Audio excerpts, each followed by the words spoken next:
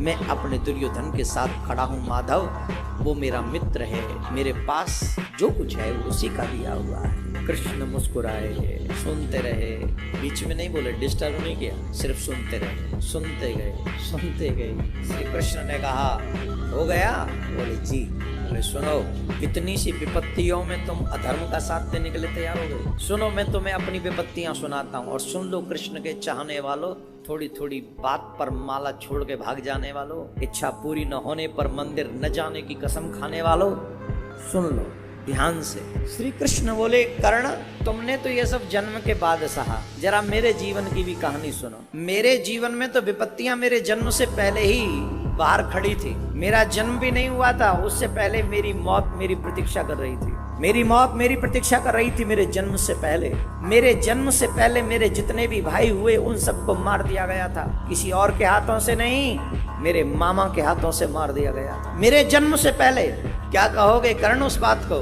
जिस दिन मेरा जन्म हुआ उसी रात को मुझे जन्म देने वाली माँ अपने पिता का त्याग करना पड़ा था। उसी दिन त्याग करना पड़ा मुझे, जिस दिन मेरा जन्म हुआ। थोड़ा सा बड़ा हुआ, मुझे विष पिलाने के लिए पूतना पहुंच गई। आग में जलाने की कोशिश की गई, मुझे आग में जलाने की कोशिश, बार बार अनेकों राक्षसों के द्वारा मुझे मरवाने की कोशिश की गई।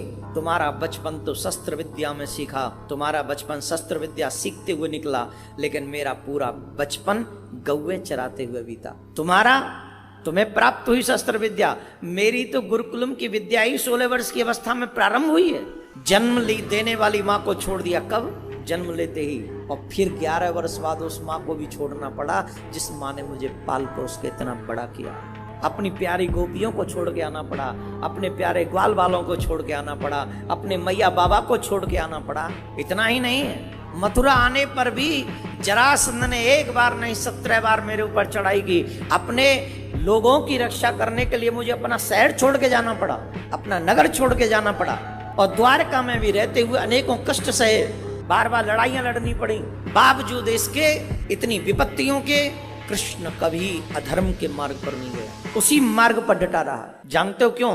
कितनी भी कठिन परिस्थितियां क्यों ना हो, कोई भी कठिन परिस्थिति तुम्हें अधर्म के मार्ग पर जाने के लिए परमिशन नहीं देती, आज्ञा नहीं देती है, कदापि नहीं देती। अगर मार्ग में सिर्फ कांटे ही कांटे हों, माना मार्ग में कांटे ही कांटे हैं, लेकिन मार्ग छोड़ के भागने से तो बढ़िया है अपना हर एक कदम सोच समझ के रखो कि तुम्हें अगला कदम कहां सुरक्षा प्रदान कर सकता है। एक एक कदम स्टेप बाय स्टेप रखो। किसी भी स्थिति में, कोई भी कठिन परिस्थिति तुम्हें अधर्म के मार्ग पर चलने की आज्ञा नहीं देती, बिल्कुल भी नहीं देती। और जो ऐसा मानते हैं उन्हें कठिन परिस्थितियों का माना रास्ता कांटों से भरा है, पर अगला कदम तुम सोच के रखो, ये थोड़ी ना मना है। चुनौतियां, दुख, मुसीबत, परेशानियों से घबराकर जो व्यक्ति कुमार्ग पर चला जाता है वो एक जन्म नहीं अनेकों जन्मों को बर्बाद कर लेता है।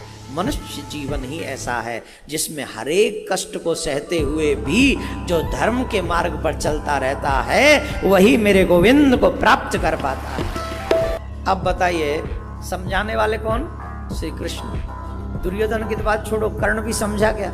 इतना सुंदर उपदेश भगवान ने दिया, इसके बाद भी कर्ण व्यापक धर्म को समझ नहीं सका। धर्म बड़ा व्यापक है। मनुष्य जीवन मिला ही इसलिए है जिसमें हम कठिन से कठिन परिस्थिति का सामना करें। अपने से जिनको हम भगवान कहते हैं, चाहे वो राम जी हो चाहे वो कृष्ण हो, उनके चरित्रों को पढ़ो और ध्यान से पढ़ो, और ध्यान से पढ़कर देखो कि कठिन परिस्थिति में भगवान ने भी कहीं धर्म का त्याग किया क्या? अच्छा, राम जी की तो बात अलग है, उन्होंने तो सीधे सीधे कहा कि जो हो जाए हो जाए, मैं तो कुछ। कृष्ण जी की बात अलग है। कृष्ण जी कहते हैं मैं झूठ भी बोलूंगा तो धर्म की रक्षा के लिए, मैं चोरी भी करूंगा तो धर्म की रक्षा के लिए, मैं रण छोड़ भी नाम रखवाऊंगा तो धर्म की रक्षा के लिए, मैं युद्ध भी नहीं लड़ूंगा तो धर्म की रक्षा के लिए, और बिना लड़े भी युद्ध जितवा दूंगा तो भी धर्म की रक्षा के लिए। यदा यदा धर्मस्य ग्लानिर्भवति भारतः अभ्युत्थानम् अधर्मस्य तदात्मानं सृजाम्यहम् परित्राणाय साधूनां विनाशाय च दुष्कृतां धर्म संस्थापनार्थाय संभवामि युगे। युग युगांतर तक मैं आता हूँ, इसलिए सिर्फ धर्म की रक्षा। कर्ण बनने की कोशिश मत करना, बनना हो तो कृष्ण का अर्जुन बनने की कोशिश करना। कर्ण में और अर्जुन में अंतर है। बलवान तो कर्ण भी बहुत है, और मैं अगर ये अतिशयोक्ति नहीं होगी, क्षमा करे भगवान, शायद अर्जुन से ज्यादा कर्ण बलवान है, परंतु एक कमी है, निज स्वार्थ की खातिर वो अधर्म के साथ खड़ा हो गया।